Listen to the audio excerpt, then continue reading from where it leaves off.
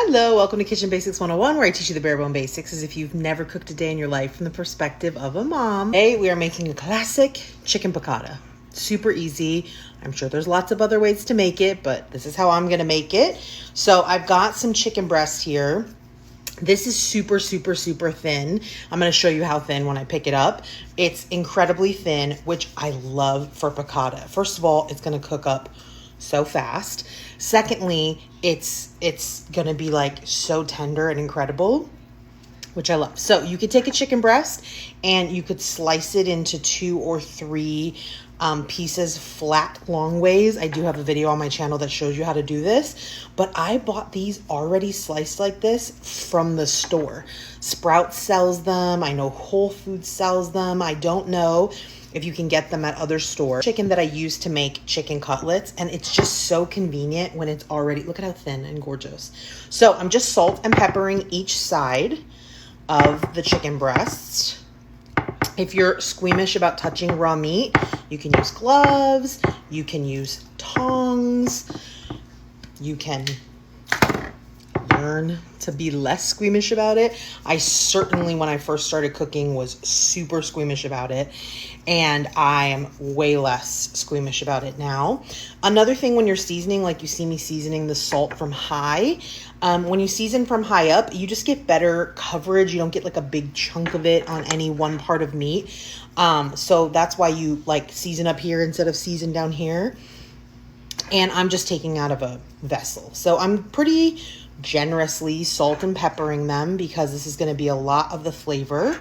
And this is super simple dish. I know it seems complicated, but I promise it's not. I made a little space on my plate here to put a little flour. We're going to do a little bit of a dredge in just some regular all-purpose flour. Take a chicken breast off our pile here.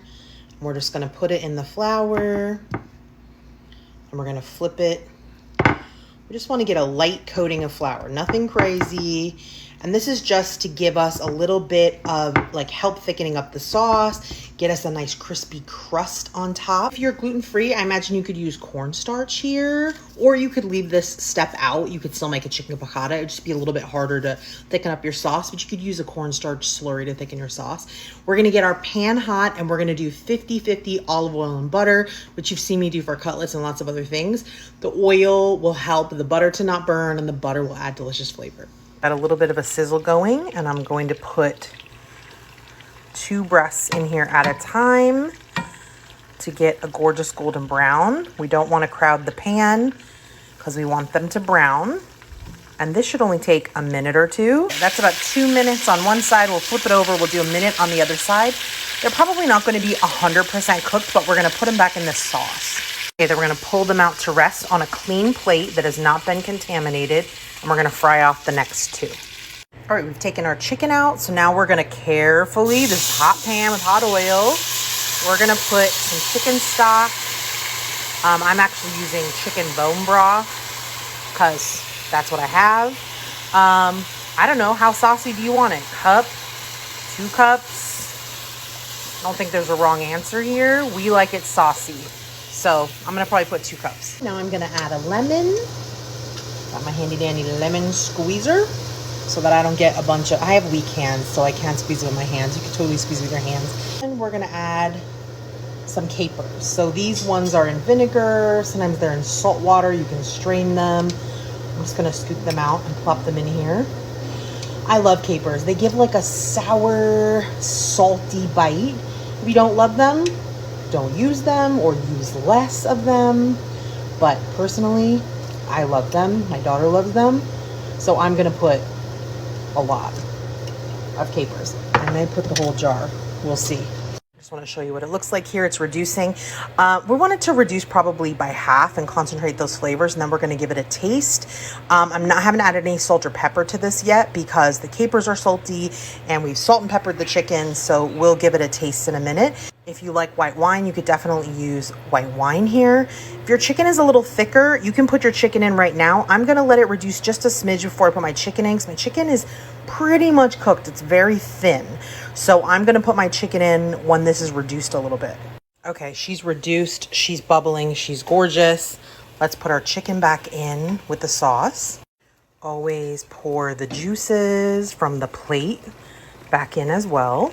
And we're also gonna put just a little bit of butter in here just to finish our sauce, give it gorgeous, glistening goodness. I've got this nice deep pans and I've made lots of sauce. I got my roasty toasty potatoes and my piccata, and I put some of the sauce over the top, of course, and I put sauce on my potatoes. So I'm gonna get a little sauce and a little bit of caper. Oh, you can see the glorious brown bite from that angle. Here, let me flip it over. With a little bit of capers on it.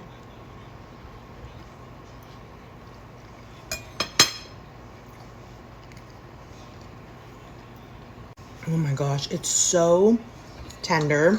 Like, I don't even really need a knife. I could definitely use a fork. It's so like salty, lemony, delicious, and it was so simple, right? And so quick. Okay, let's try the potatoes in a lemony, buttery, capery goodness.